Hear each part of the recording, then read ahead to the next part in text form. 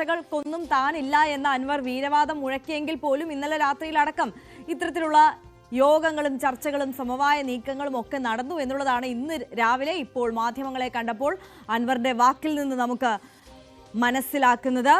എന്തായാലും അൻവറും UDF-ഉം തമ്മിലുള്ള ചർച്ച, UDF നേതാക്കളും തമ്മിലുള്ള ചർച്ച അത് ഏത് തലത്തിലേക്ക് നീങ്ങി? അവർ ധാരണയിലേക്ക് എത്തുകയാണോ, സമവായത്തിലേക്ക് എത്തുകയാണോ, യുദ്ധം അവസാനിപ്പിക്കുകയാണോ എന്നുള്ളതാണ് നമുക്ക് ഇനി അറിയേണ്ടത്. എന്തായാലും ഇപ്പോൾ തൃണമൂൽ യോഗത്തിന് പോയതിന് ശേഷം മാധ്യമങ്ങളോട് സംസാരിക്കാം, 11 മണിയോടുകൂടി സംസാരിക്കാൻ ചില തീരുമാനങ്ങളൊക്കെ പറയാം എന്നുള്ളതാണ് PV അൻവർ പറയുന്നത്.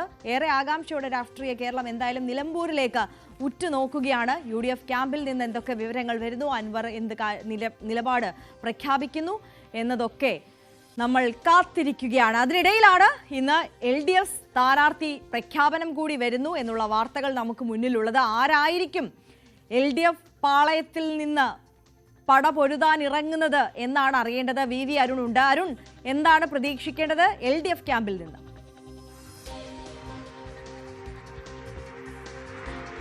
PV അൻവറിന്റെ നീക്കങ്ങൾ കൂടി ഒരുപക്ഷെ CPM നേതൃത്വം സൂക്ഷ്മമായി നിരീക്ഷിക്കുന്നുണ്ടാകാം. PV അൻവർ മത്സരിക്കാൻ ഇറങ്ങുകയാണെങ്കിൽ ഇപ്പോൾ എന്താണോ CPM ആലോചിക്കുന്നതിൽ മാറ്റി ചിന്തിക്കാനും സാധ്യതയുണ്ട്. കാരണം സ്വതന്ത്രർ എന്നൊരു നിലപാടിലേക്ക് CPM എത്തുന്നു എന്നാണ് ഇന്നലെയൊക്കെ നമുക്ക് ലഭിച്ച വിവരങ്ങൾ നിന്ന് മനസ്സിലാക്കാൻ കഴിയുന്നത്. പക്ഷേ ഇപ്പോൾ അങ്ങനെയല്ല. PV അൻവർ സ്ഥാനാർത്ഥിയായി വന്നാൽ അവിടെ CPM-ന് പാർട്ടി ചിഹ്നത്തിൽ തന്നെ മത്സരിച്ചാലും വിജയിക്കാനുള്ള അവസരമുണ്ടാകും, അതിനുള്ള വഴികളുണ്ടാകുമെന്നൊരു പ്രതീക്ഷ CPM ക്യാമ്പിൽ ഉള്ളതായാണ് നമുക്ക് മനസ്സിലാക്കാൻ കഴിയുന്നത്. അങ്ങനെയെങ്കിൽ അവിടെ ശക്തനായ ഒരു സ്ഥാനാർത്ഥി, ആ ശക്തനായ സ്ഥാനാർത്ഥി പറയുമ്പോൾ അവിടെ CPM-ന്റെ സംസ്ഥാന സെക്രട്ടേറിയറ്റ് അംഗം നിലമ്പൂർ സ്വദേശി കൂടിയായ M സ്വരാജ് എന്ന പേരിലേക്ക് ഒരുപക്ഷെ വീണ്ടും CPM എത്തിയേക്കാം. കാരണം PV അൻവർ മത്സരിച്ചാൽ മുസ്ലിം വോട്ടുകളിൽ വലിയ ഭിന്നിപ്പുണ്ടാകും, അത് വലിയ രീതിയിൽ ചിതറിപ്പോകും. അങ്ങനെ ചിതറിപ്പോകുന്ന വോട്ടുകളിൽ ജമാഅത്തെ ഇസ്ലാമിയുടെ വോട്ടുകൾ സ്വാഭാവികമായും UDF-ലേക്ക് എത്തുകയും SDPI സ്ഥാനാർത്ഥി നിർത്തിയാൽ അവിടെ SDPIക്ക് അവരുടെ വോട്ടുകൾ SDPIയിലേക്ക് പോവുകയും ചെയ്യും. അങ്ങനെ വരുമ്പോൾ മതനിരപേക്ഷ വോട്ടുകളും അതുപോലെ തന്നെ ഇടതുഭൂമികളുടെ വോട്ടുകളും കൂടി വന്നാൽ ജയിച്ചു പോകാം എന്ന ഒരു പ്രതീക്ഷ CPM-ന് ചില നേതാക്കൾക്കും എങ്കിലും ഉണ്ട്. കാരണം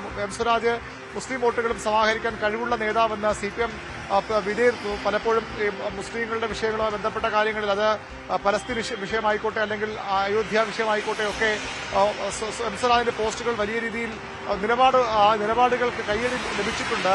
അതുകൊണ്ട് തന്നെ ആ രീതിയിൽ M സ്വരാജിനെ മുസ്ലിം വോട്ടുകൾ കൂടി സ്വാധീനിക്കാൻ കഴിവുള്ളയാളാണ്.